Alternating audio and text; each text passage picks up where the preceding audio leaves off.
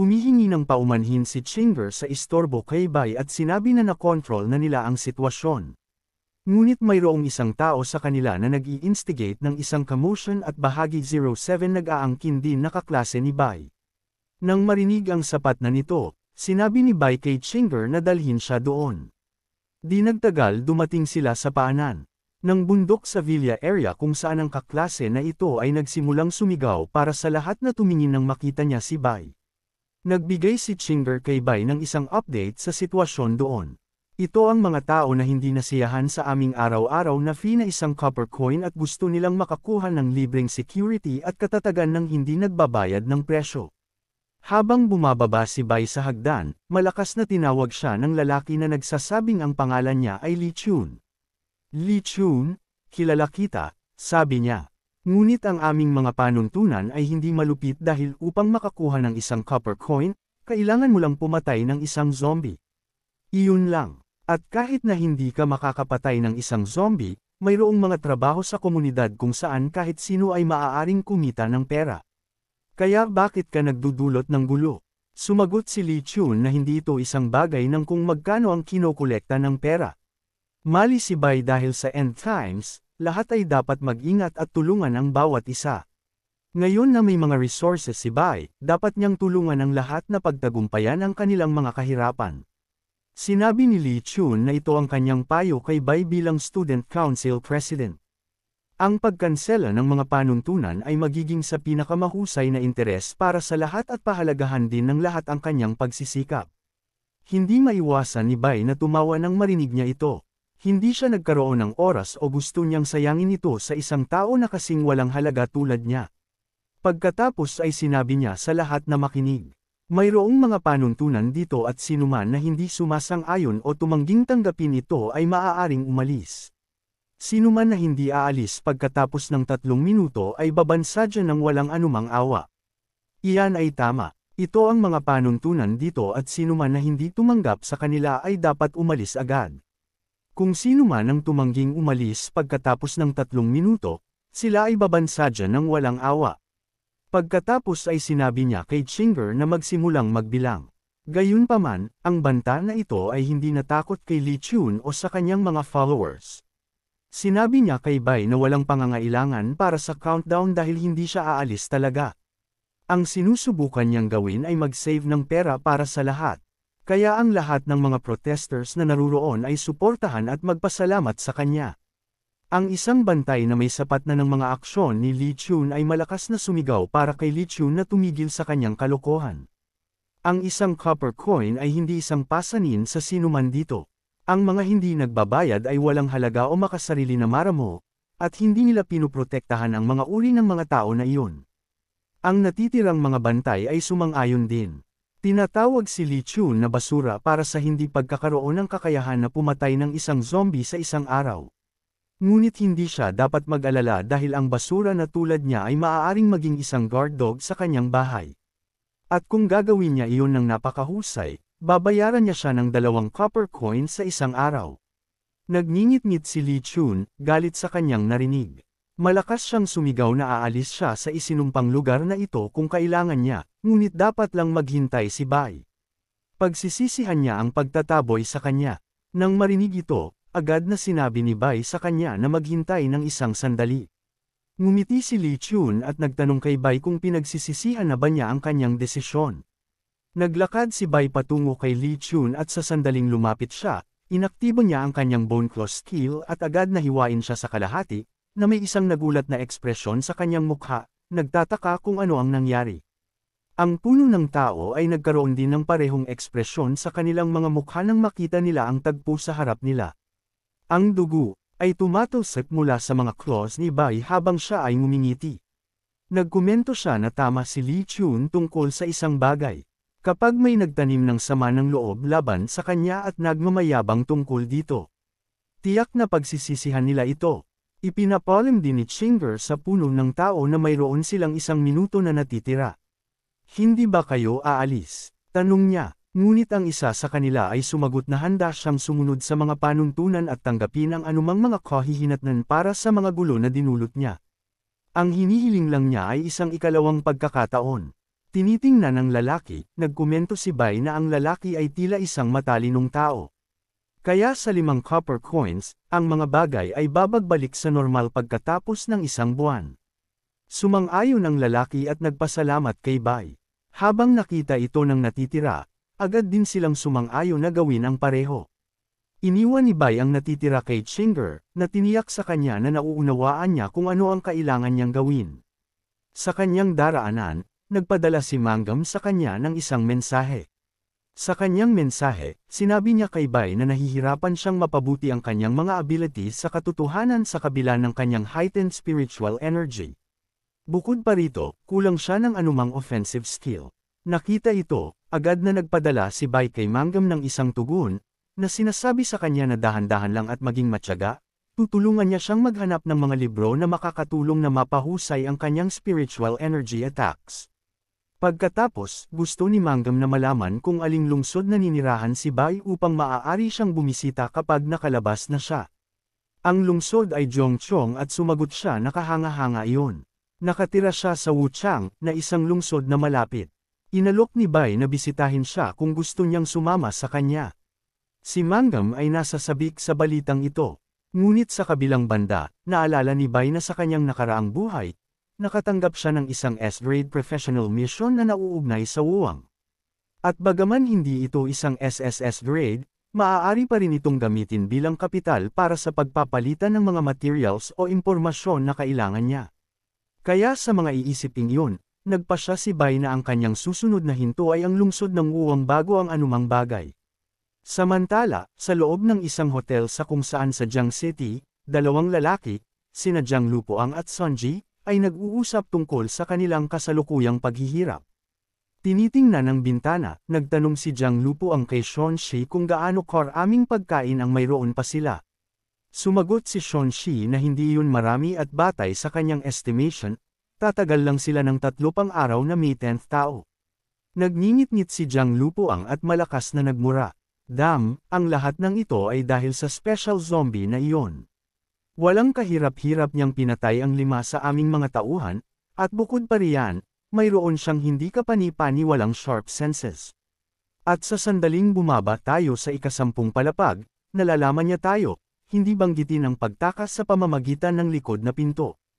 Ang mutated zombie na pinag-uusapan ay isang colossal armored titan. Tila nakulong tayo dito, sumagot si Sei.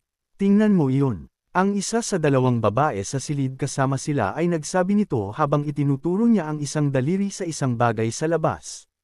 Ang pangalan niya ay si Wei Shero at mayroon siyang dark brown hair at nakasuot ng isang red blouse. Ano ang bagay na iyon? Bahagya ko lang itong makita. Ito ay isang faint illusion lamang, espekulasyon nila. Nakikita ang isang bagay na mabilis na gumagalaw sa rooftop ng mga gusali. Ito ba ay isang bagong type ng zombie? Tanong ng isa sa kanila. Anuman ito, maaari itong tumalon sa mga dingding kaya ito ay sobrang mapanganib. Hindi natin. Kailangang ibigay ang ating lokasyon, idineklara ni Jiang Lupoang na isinara na ang curtain. Ngunit pinigilan siya ni Wei Shero, hindi na kailangang mag-alala, Jiang. Sa tingin ko, tao yun, sabi niya. Si Sei na nakasuot ng salamin ay lumapit sa kanya at nagtanong kung paano posible para sa iyon na maging isang tao. Oo, hindi ka nagkamali sa pagtingin, hindi ba? Kakaiba na tanong ni Jiang Lupoang. Sumagot ang babae na si Wei Shero na sigurado siya. Nakalimutan mo ba ang tungkol sa aking mga abilities? Sa tabi niya ay ang kanyang kaibigan na may black hair sa isang yellow crop top. Si Jiang Ishu, nananatiling tahimik hanggang sa bigla siyang nagdeklara, palapit siya sa atin. Tumatalon sa mga gusali. Gumagalaw si Bai sa lungsod hanggang sa napansin niya ang napakalaking titan na naglalabas ng isang red cloud at sinabi, isang tyrant. Tila pinalad ako. Ito ay isang hindi inaasahang gantimpala. Nagkataon, mayroon akong isang plano para sa isang sandata na nangangailangan ng isang tyrant bone. Nagpasya si Bai na huwag gamitin ang kanyang heavy hammer skill dahil maaari itong makapinsala sa tyrant zombie bone. Sa makatuwid, epektibong nagpapababa sa rate at ang kaligtasan nito ay mas mabuti na putulin ito. Pagkatapos sa isang iglap, inaktibo ni Bai ang kanyang bone claw at lumundag gamit ang kanyang momentum upang mag-free fall patungo sa Titan. Ang grupo ng mga batang evolver na nakatago ay isinara ang mga curtains upang maiwasan na mapansin. Hindi ko makita ng malinaw. Ano ang sitwasyon ngayon? Tanong ni Sei. Mas mabuti na huwag tumingin. Ito ay sobrang mapanganib, sumagot si Jae Isho, na umaalis mula sa bintana habang ang natitira ay nagtipon sa paligid ng curtain gap. Nagsimula na ang labanan. Ang kamay ng lalaki na iyon ay naging mga claws, ipaalam ni Wei Shero sa kanila kung ano ang nangyayari. Sinabi ko sa inyo halimaw siya. Sino ang nakakita ng isang tao na may regular claws? Kinwestiyon ni Jiang Lupuang, ngunit agad pagkatapos ay sumigaw si Wei Shero sa pagtataka na ang monster ay patay na at tila sinisipsip ito ni Bai. Teka, nakita ko ang kanyang mukha, nagpatuloy siya. Bumalik sa labas, tumayo si Bai sa tabi ng katawan ng Titan habang ipinapalm sa kanya ng sistema ang kanyang mga gantimpala. Ang isang mutant zombie ng Plague Virus Elite Model Enhanced Offensive and Defensive Type ay napatay, nakakuha ng 2,000 experience points. Ang Elite Mutant Body ay sinipsip. Ang isang comprehensive Plague Zombie ng ikatlong yugto na may lahat ng Dark Virus abilities enhanced ni Bai ay nakakuha ng 800 Virus Points at 500 Special Evolution Points para sa Dark Virus. Ang Dark Virus ay nakakuha ng isang bagong anyo, Muscle Augmentation at Shield mula sa kaliwang braso ni Bai. Ang Purple Energy ay lumawak, binabalot siya sa Purple Flames at tinatakpan siya ng ganap habang unti-unting bumubuo ng isang malaking shield sa kanyang braso. Sinusuri ang kanyang mga bagong skills, naaabisuhan siya na ang muscle augmentation ay maaaring palakasin ang anumang bahagi ng katawan hindi tulad ng ibang mga anyo na nakakaapekto sa hugis ng katawan at nagdudulot ng pagkabalisa. At ang defensive strength ng shield ay halos doble ng kanyang base strength.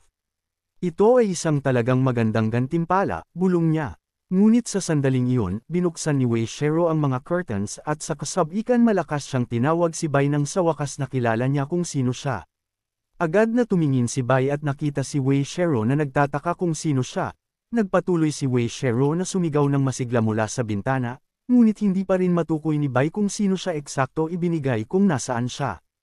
Curious na malaman kung sino iyon, nagpa siya si Bai na lumapit. Kaya gamit ang kanyang bone claw, umakyat siya sa mga dingding ng gusali patungo sa bukas na bintana. Nang abot niya ang partikular na bintana na iyon, napagtanto niya na ang taong pinag-uusapan ay isang malapit na kaibigan ni Songgu.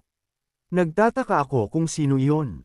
Si Wei Shero ay tumingin sa kanya ng masaya at nagtanong, "Chun Bai, alam mo ba kung kumusta si Songgu? Ayos ba siya?" Mamaya, sa kung saan sa loob ng hotel na iyon, si Bai ay nakaupo sa mesa kasama ang 4 na taong ito. Nagtatag ako ng isang settlement sa Dongzan Village area, at ngayon tungkol sa ilang daang tao ang nakatira doon. Tinutulungan ako ni Song Zhang na pamahalaan ng settlement, kaya si Songgu ay sobrang ligtas, ipinaliwanag niya sa mga tao sa mesa. Talaga, sumigaw si Wei Shero, humanga. Si Jiang Guo ay tumingin din sa kanya ng may pagkamangha. Habang ang dalawang lalaki ay nagduda, nagtatanong kung nagtatag ba talaga si Bai ng isang settlement na may daan-daang tao. Nagtanong si Jiang Lupuang ng mayabang habang pinalakas ni Song Shi. Ang queen ng Jiangchung ay tinutulungan ka ni Chun Bai na pamahalaan ito. Nagbibiro ka, hindi ba? Si Bai ay sumimple na nag-cruise ng kanyang mga paa ng casual at sumagot. Maiintindihan mo agad sa sandaling makarating ka doon.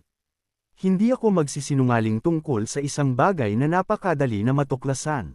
Bigla, may nagbukas ng pinto at isang lalaki na may blue shirt ang pumasok na may isang nasasabik na Dimanor, na tinatawag ang pangalan ni Bai. Si Bai ay lumingon sa pinto, medyo nagulat. "Shi Jiang," sabi niya.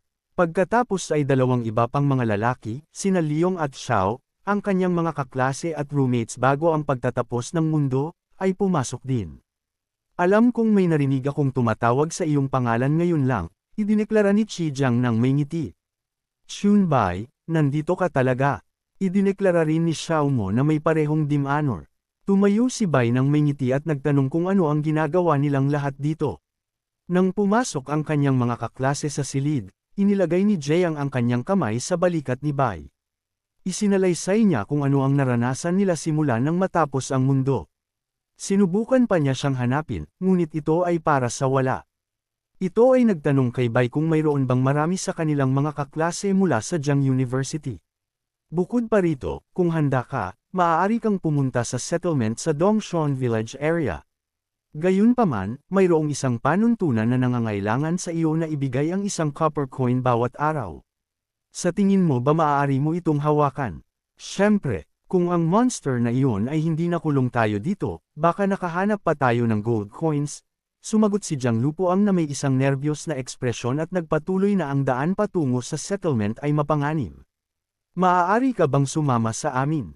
Gumawa si Bai ng isang ilaw na kilos sa kanyang kamay at sumagot na mayroon siyang iba pang mga bagay na aasikasuhin. Ngunit hindi sila dapat mag-alala. Sa aking daan dito, nakita ko lang ang tyrant zombie. Alam ni Jiang Lupoang sa sandaling iyon na ang tyrant ay hindi isang ordinaryong monster. Kaya, talagang hindi pinalad tayo kung gayon. Like, comment, share, and subscribe naman dyan mga itudo. Maraming salamat po.